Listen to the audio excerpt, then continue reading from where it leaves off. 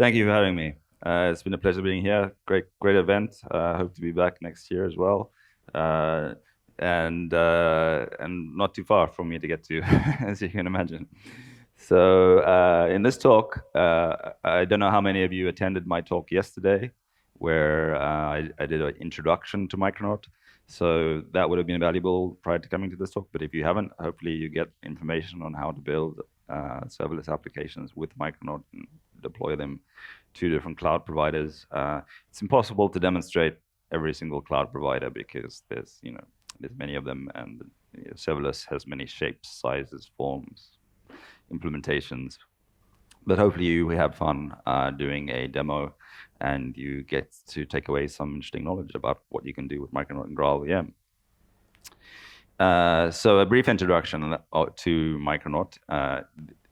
The Micronaut framework is a relatively new, not so new now, but relatively new compared to other frameworks out there. Framework that is focused on modern architectures, so microservices and serverless, but it's also a general purpose application programming model. So it's based on annotations, much like, I guess, Spring, annotation-based programming model, where you define annotations in your Java source code, and that declares how the application functions. It has dependency injection, it has configuration injection, it has aspect-oriented programming. Where it differs from its competitors is that it's compilation time-based, so it's based on the use of annotation processes, and it plugs into the Java C compiler if you're using Java, and basically computes everything to do with the way the framework works during the compilation phase of your application. The reason to do this is that the framework can optimize things during compilation instead of having to wait until your application is actually running to analyze the code during runtime using reflection. So with Micronaut, essentially it eliminates the need for using Java reflection completely from the application framework layer. It also eliminates the need to do any kind of dynamic class loading.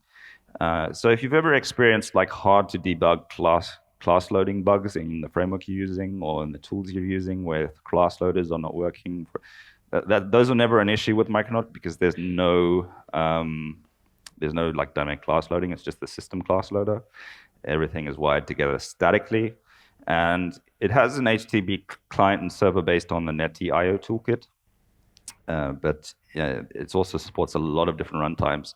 I attended a great talk earlier today on gRPC from my colleague over here at the front, and Micronaut can be used, for example, to build gRPC apps, to build message-driven microservices, Kafka, command line applications, many different things. And in this case, serverless applications, right?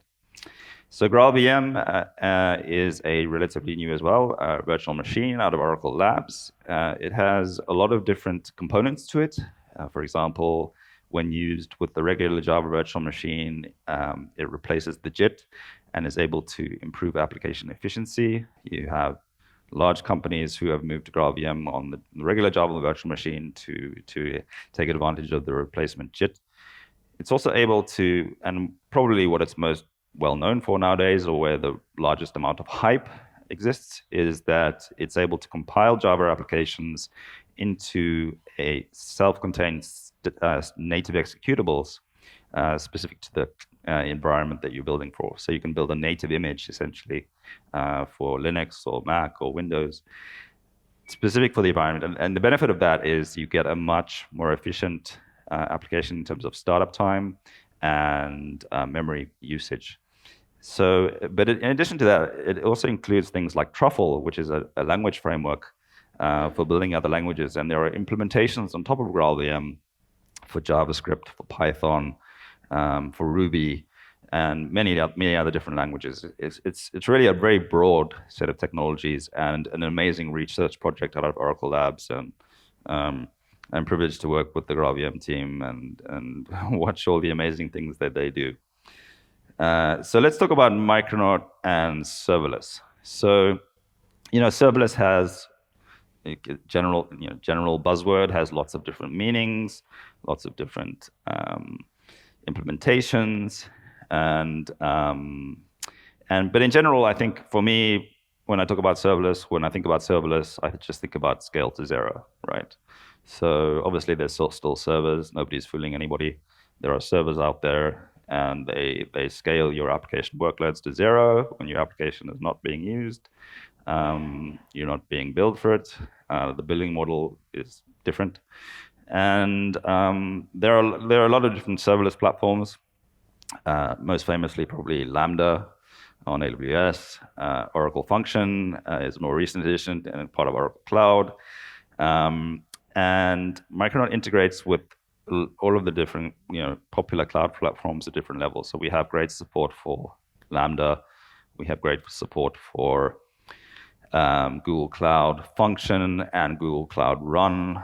We have great support for Azure Function, and we have great support for Oracle Function, of course.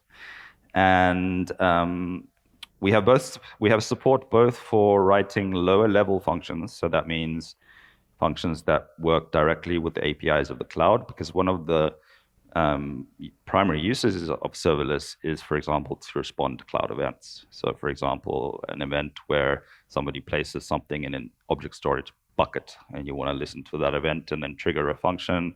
That's a very common use of serverless functions. So we provide an API in Micronaut to interact directly with those native functions. And more interestingly, we also provide an abstraction over the serverless platforms for writing HTTP functions. So, kind of like one use case for serverless that people are looking at is like, I want to just write traditional web apps, and just scale them to zero. And I want to run my serverless app behind an API gateway, for example, on AWS or on Oracle Cloud or whatever.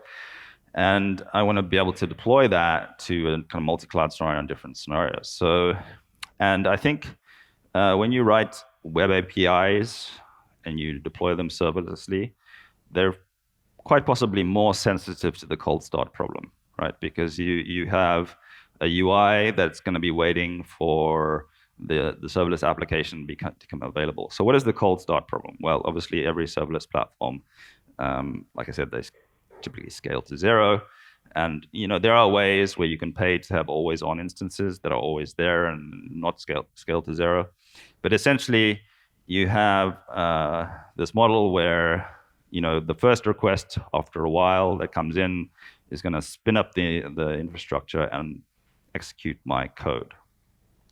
Now, certain languages are obviously more adept at that than other languages, right? And Java has a bit of a checkered history when it comes to cold starts and serverless, because Java is generally meant for long-running processes and optimizing long-running processes, which serverless is not. So this is where native image is an interesting option to combine with Java, because basically you give up the benefits of the JIT, the long-running process. You go the AAT route, you compute a native image, fix the cold start problem, and essentially spin up the instance that uses a lot less memory. So Micronaut supports all these platforms, and we provide an abstraction for like I said, first interacting with low-level functions, but also writing HTTP functions, and making them portable across cloud providers. And these are the different modules that we have that you may want to look at depending on which cloud providers you're using. We have support for all the major cloud providers for writing serverless functions, and both low-level functions, like I said, and a kind of API gateway HTTP functions. We have a module for Oracle Function on Oracle Cloud. We have a module for Google Cloud, both Google Cloud Function and Google Cloud Run. You can write functions and target AWS Lambda, and you can put those AWS Lambdas behind an API gateway proxy and run your Micronaut functions there. We have support for Azure Function, again, deploying applications serverlessly to Azure Function. So how do you get started? So Micronaut has an application launcher, which you can access via your browser. you can go to start.micronaut.io. And it presents you with a plethora of different options. This is the launcher here.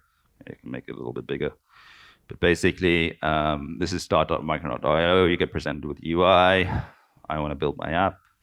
And in general, what you want to do if you're looking at serverless is go to the features section and choose the serverless platform that you want to do. So, for example, we have features for Lambda. You have features for Oracle Function, for example, or Google Cloud probably somewhere. Oops. Cloud Function, there it is down there, Google Cloud Function. So we have different features that you can choose, and you basically choose the one you want, and then you can generate a project by clicking the Generate Project button. I don't know why Generate Project button, which will download a zip file and so forth. This is also integrated into IDEs. So both IntelliJ and Visual Studio Code have great extensions for Micronaut that are integrated with Micronaut Launch for generating projects. So I can come in here and I can say create my application, for example. And I can say choose my Micronaut version. Then I'm going to create an application, choose my GraalVM version. Let's call it J on the Beach. 2022, for example. And choose my language. And then I can choose my features. So I'm going to choose, for example, Oracle Function Serverless. Click OK. Choose a Gradle build. You could have chosen Maven if you wanted. JUnit. And then I'm going to create my application, and it will import into my IDE and get set up automatically, and I'm up and running, ready to build my serverless applications. So one of the first problems we wanted to solve with serverless applications is how do you test, right? So in these demos, I'm going to be building HTTP gateway serverless functions, right? So when you have an HTTP gateway function, serverless function, we wanted to make sure that the programming model was the same. So like, for example, I've chosen Oracle Function here, and I'm still using Micronaut's normal HTTP annotations. So I use @controller to map to a specific URI. I use @get. I'm not using any cloud-specific SDK or APIs for Oracle Function. I'm just writing a regular application. So I can, for example, do things like return here a JSON response instead of plain text, for example. Just return some JSON. Maybe we're just going to do like a map string, and I'm going to just implement like hello world here. So let's define a map and have collections,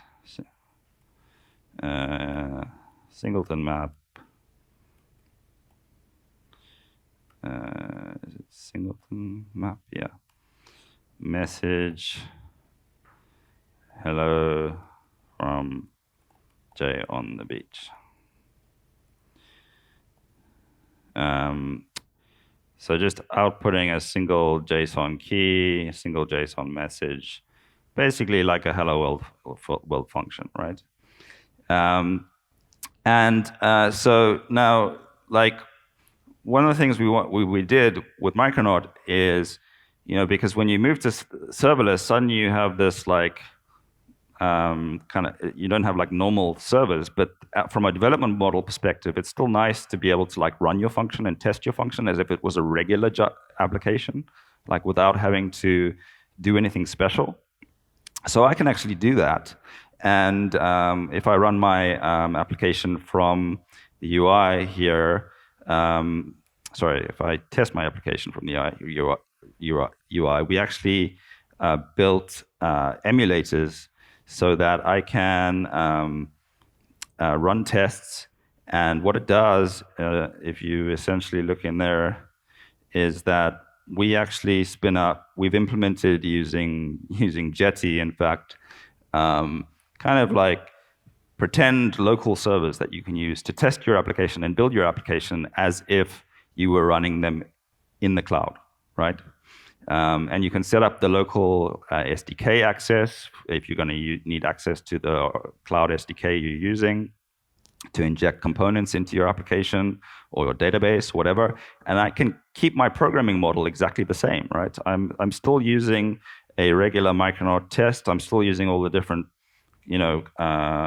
controllers. And the only difference here is if we look at my build.gradle here, there is a configuration in here where my application has been set up with the Oracle function runtime, right? And we have the equivalent configuration inside a Maven build. So you can see Micronaut runtime is set to Oracle function. And that tells Micronaut, that says, okay, I'm using the Oracle function runtime for this application, and you don't have to, it'll just change the packaging type of the application to automatically adapt to the fact that you're running on Oracle function. The only thing that else different is for Oracle function, they have a Docker-based deployment model. And I have some like Oracle Container Registry target destination stuff here. So basically, you have to publish via Docker to Oracle Container Registry an image for the function, right? So I can drop into terminal here when I get to the deployment phase, and I can say Gradle W Docker push, and this will package up my function because Micronaut already knows how to package it up, already knows how to do everything, and deploy it to Oracle function just by doing Gradle W Docker push. And that's because Oracle function has a Docker-based deployment model for deploying functions. Oops, I think I am using a SDK list Java. Don't know why this happens. Basically, I need to switch to Java 17. SDK use Java. So, yeah, what did I do there?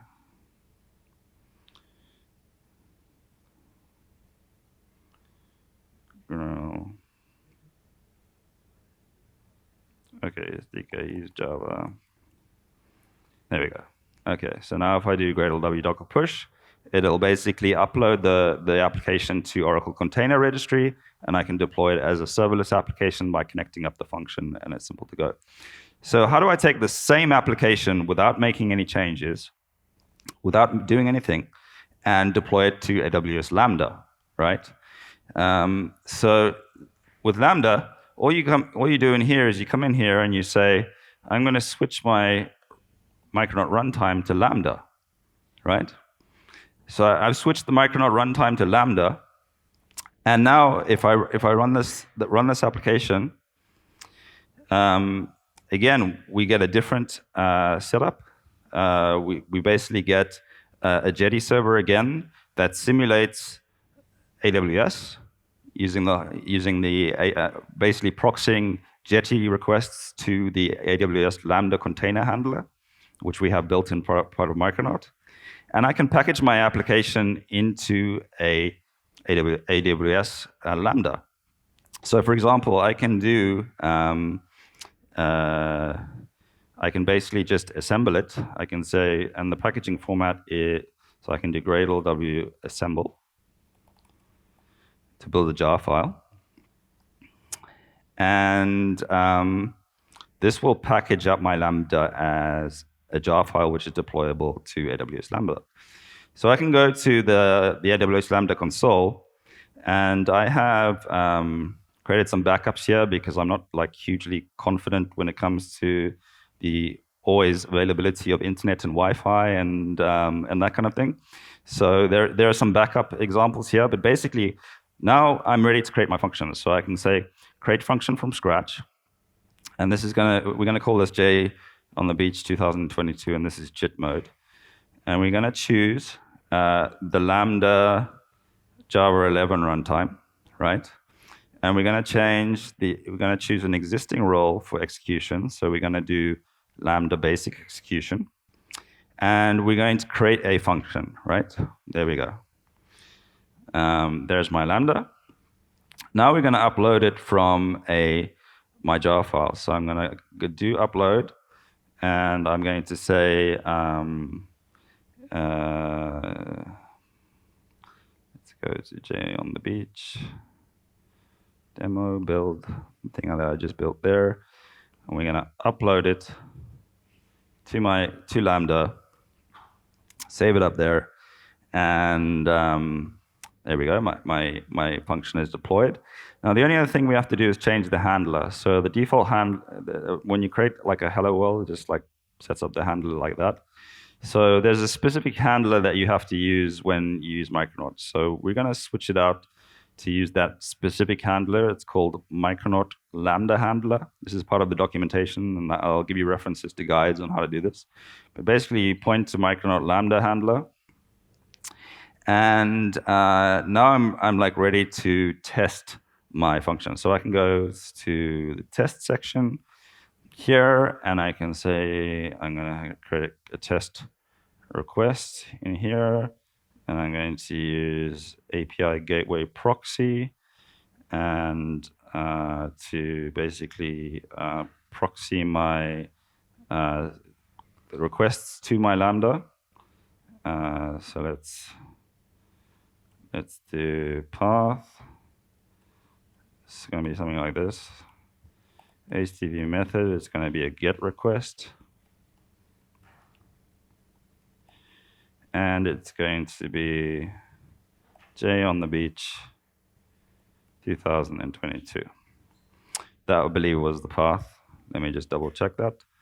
So my controller is mapped to J on the beach 2022 to the root URI. So let's save that event, and now let's test it. Okay, so I'm going to click test.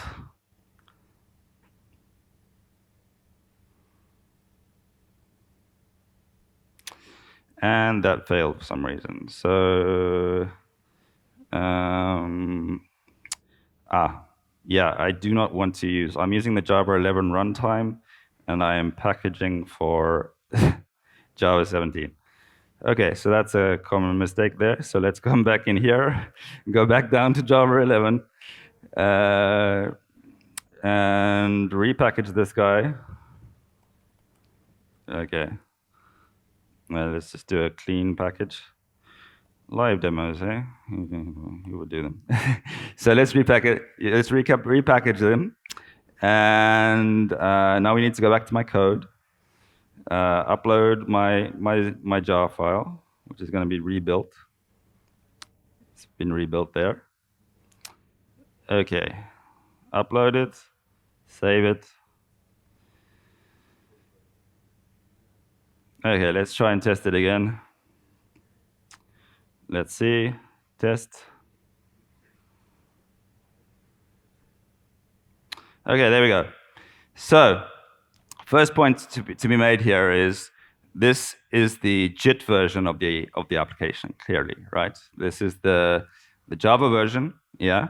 So we can see in the log output here that we get the hello from J on the beach. So my serverless application is working. I get a response that's application JSON at 200 coming back, and it's working fine. But notice that some of the stats here. Okay, so we have an init duration of 2.6 seconds, more or less, 2,600 milliseconds. We have an overall duration of that. The memory configured is 512 megabyte for this Lambda. The build duration is 309 milliseconds, and the actual memory used is 122 megabytes. So this is the JIT version, right? So if I switch over, if I go over here, and so how do I build the native version? That's the first question I guess you guys are going to ask. So the way you build a native version is you come back into terminal and you do Gradle W, and you say Gradle W build native Lambda. And this will use Docker to basically build a native version of the Lambda, and it's going to take a while because native image takes a while, and it's going to package it into a zip file, right? So I'm not actually going to finish this because this build is probably going to take a while, and I'm conscious that we have time limits on this presentation. But basically, this will construct a native version of the Lambda as a zip file.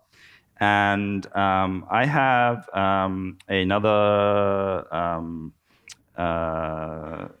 another version here where, oops, let me just go back. So where I've already deployed the native one. And if we go into the native one, right, and we test it and we do the same thing. So we basically use a API gateway proxy request to send a request to the native Lambda, the native version, and we send a request to Jay on the beach 2022, and we hit test. Okay, so you can immediately see that was the cold start, right? And you can see that the numbers are already much smaller, right? So instead of an init duration of 2.7 seconds or whatever it was, we have a 400 millisecond init duration. The memory consumption is dropped to 85 megabyte. I can actually run this Lambda within the minimum resource limits required by Lambda. And it's everything is lower, including when I start hitting it with more hot traffic. You can see the numbers drop really low for the native version. So native on Lambda is a big win when you're building Java applications, and I can essentially build the same application deployed to Lambda really easily.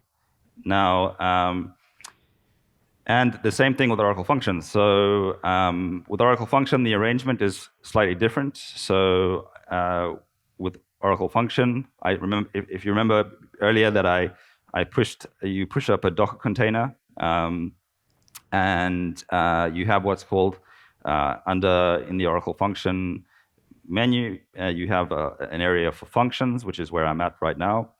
And basically, you have to define an application. And within the application, you can have one or many different functions. I've got 2 functions already defined here, and they're essentially just functions that are linked to a particular container registry and a particular Docker image, right? So you create a function, you link it to a particular repository, you link it to a particular container registry, but essentially the same application without changing any of the code. And the main difference between JIT, again, and native is with the native version, I can essentially limit the memory to 128 megabytes. So I'm using the minimum amount of cloud resources necessary. Whilst with the JIT version, I have to actually increase this number to at least 256. So you have to use more resources for the JIT version. And again, you get marginally slower cold starts in Oracle Cloud. In addition, if I go to and the way you invoke a function with Oracle Cloud, I can either do it by the CLI, or what you can do is set up a gateway, an API gateway, and that's what I've done in this case. So I set up an API gateway, and an API gateway. API gateway is a very powerful feature of both AWS Cloud and Oracle Cloud, where you can create deployments. And I've got one here, which basically points to my function. And the deployment itself can specify many things. You can enable, for example, mutual TLS. You can enable cores. You can enable rate limiting on your API. Connect up logging. For all your serverless components. But it's essentially the same. You set up routes. You can limit what HTTP methods get routed to your functions. You can set up paths. And at the end of the day, what you have is a deployment. And the deployment exposes an endpoint, right, in Oracle Cloud. So in this case, I can go into terminal, and I can say curl to hit that endpoint, and this is the same function but deployed to Oracle Cloud. And again, Oracle Cloud will put everything to sleep in terms of like cold starts, and it will start up again later. You'll notice a cold start delay, and when you go native, that cold start delay will be less essentially. I have both the JIT version as well. Excuse me. No, I only have the native one, or I think I only have the JIT one. And basically, one major difference between Oracle Function and Lambda is after a period of time, it'll essentially put the infrastructure completely to sleep. Like it'll shut down everything. I think the period is like 3 hours or something. So the cold start, the initial cold start for Oracle Cloud is slightly longer. In fact, I think I might. This is the JIT version, and I have to go in. Excuse me, and actually modify it to assign it more memory. So I have to go into my function here, and the JIT version, like I said, the main difference between the two versions is that you have to assign more memory to the function and increase the timeout for the JIT version. Whilst with the native version, you can use the minimum amounts to do it. Okay, so let's see if that helps my situation here. Oh, did I? Oh. Let me go in there and fix that. Okay, so JIT. Okay, so iTunes in here.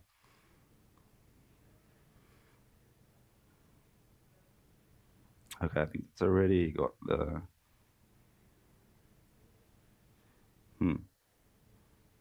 Oh, okay. Anyway, I must have fixed something. Came back.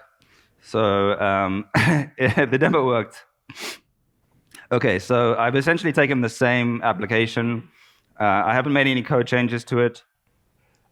And I can deploy it across 2 different clouds, Oracle Cloud, and you can have redundancy across Lambda, Oracle Function. And I could take the same application, I could deploy it to Google Cloud, Google Cloud Function without issue. So how do you get started with first of all, I want to talk a little bit about my Micronaut Launch, which is what I used here. So to generate these applications, and Micronaut Launch is an interesting case study of the code. That's something you may want to check out, because Micronaut Launch itself is a React front end, and the back end is running on different cloud providers. So we actually use Micronaut Launch, this code generator that you saw here, this code generator. The back end for this is running serverless. Yeah. So it's running serverless on Lambda, it's running serverless on Cloud Run, and it's running serverless on Oracle Function.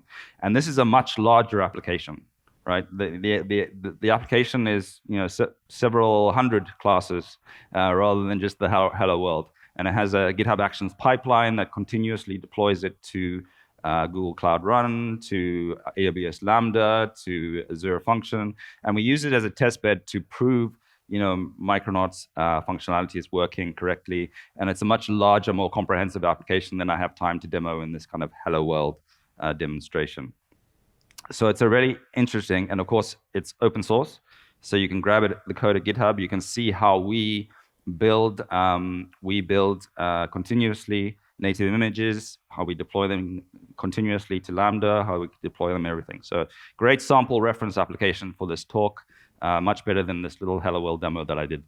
So like I said, we have native functions and we have HTTP functions. What I've generated is demonstrated here as HTTP functions, but you can also write native ones that extend and interact directly with the cloud provider's API, whether it be Lambda, whether it be Oracle Function or Oracle Cloud SDK, if you want us to respond to cloud events, for example. But obviously, these are non-portable. What I wanted to demonstrate to you today was the portability of HTTP functions, and Micronaut Launch is a great example of that because it's cloud portable across different clouds, right? Some tips, you may need to adapt your memory settings accordingly. Some serverless platforms are really sensitive to when you hit memory barriers. So like for native, for example, you may want to set the flag maximum heap size percentage because some serverless platforms are really eager when it comes to killing the process if it hits the memory limits, right? So you may want to tweak that so that and perhaps it's I don't know. We've just seen more success limiting the heap size a bit. And the other thing is you want to supply configuration to your serverless applications via secure ways. So use AWS Secrets Manager or Oracle Cloud Vault to provide your secrets, or don't hard code secrets and stuff in your functions or your serverless.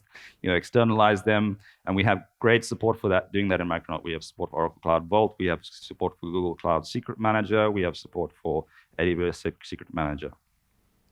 There's a lot more learning resources. I suggest if you're interested in what I just talked here, there's some great tutorials with guides with sample code for each platform. Yeah, so whether you're targeting Oracle, whether you're targeting Google Cloud, whether you're targeting AWS, whether you're targeting Azure, we have a tutorial for you on how to get your Micronaut application deployed to those platforms in a serverless manner. There's also great success stories. So recently, Caribou, it's a software as a service developer tool that wrote a big blog post about how they've used Micronaut and GraalVM to build their serverless platform, which is a SaaS developer tool that helps connect technical debt metrics. And they've leveraged the power of Micronaut, the power of GraalVM combination, and gone fully serverless and had massive success in building this product. So there's a lot of success stories beyond this just little Hello World demo that I did today, which I hope you see. So in summary then, and I hope we have time for questions, the Micronaut provides multiple options to create and deploy serverless applications in a cloud-neutral way. GraalVM provides massive benefit when it comes to optimizing resources and memory consumption, eliminating cold start problems, improving memory usage, and like serverless Java is viable now and fun with Micronaut and GraalVM. So building native images and so forth.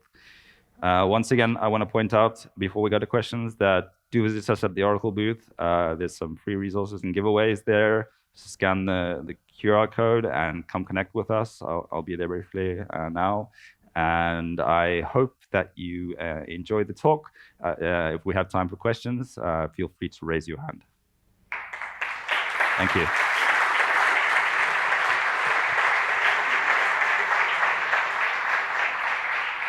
Questions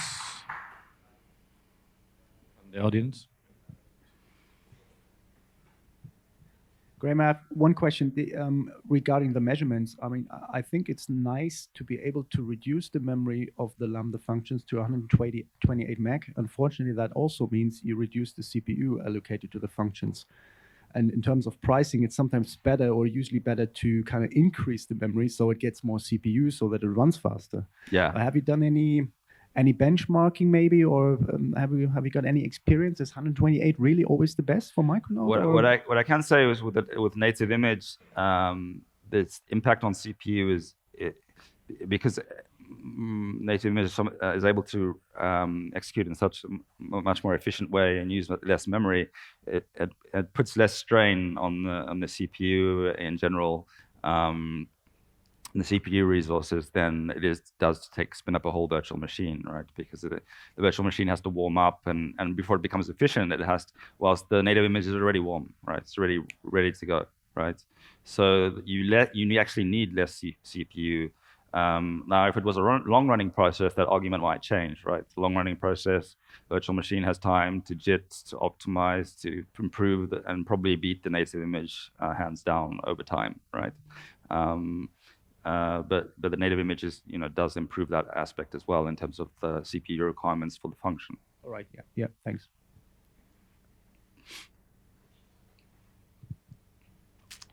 Any other question? Hi. Do you support any other kind of serverless solution that doesn't have a vendor lock, like Knative or something like that? Yeah, we have great support for Kubernetes and Knative. Knative is typically a matter of like just defining the Knative YAML descriptor, and in Micronaut Launch we have templates for Knative where I believe it's a feature where you can choose Knative as a feature in the generator, and it'll generate the appropriate Knative descriptor, and then you can just apply it to your cluster the same as you would do anything. So we have support for Decorate as well for Knative. So yeah, we have support for Knative, and obviously Google Cloud Run is kind of like a Knative implementation. If you see what I'm saying, it's they use Knative under the surface. So we validate that, and yeah, it works. Yeah.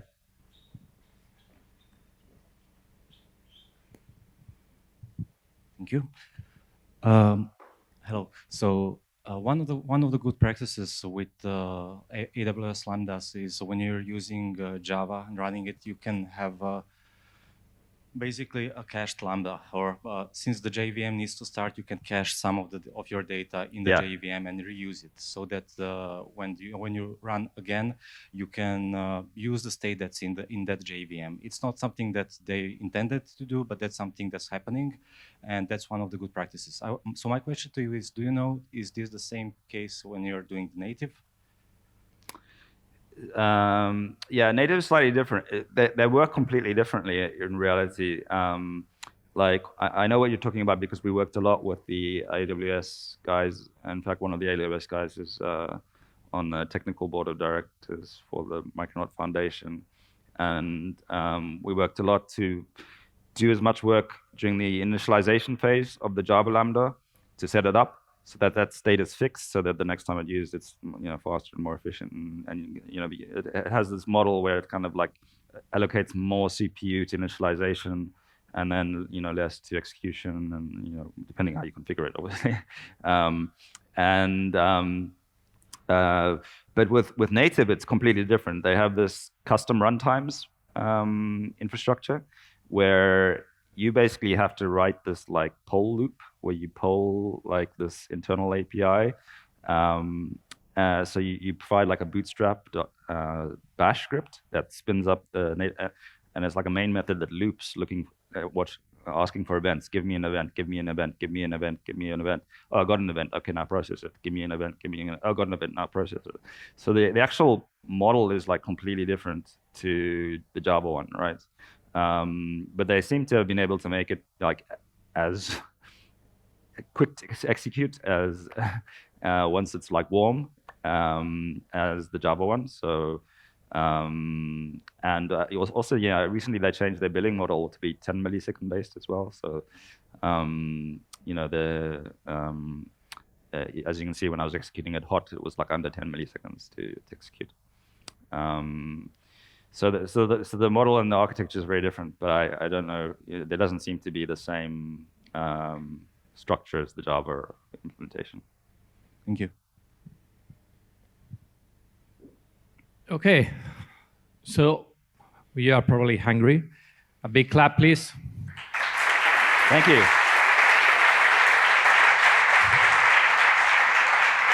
Thank you. Y espero el año que viene que pueda volver y igual dar una charla en euskera. En euskera. No, a ver, no, Atlantas, no, en castellano. Okay. Sí. Thank you very much. Gracias.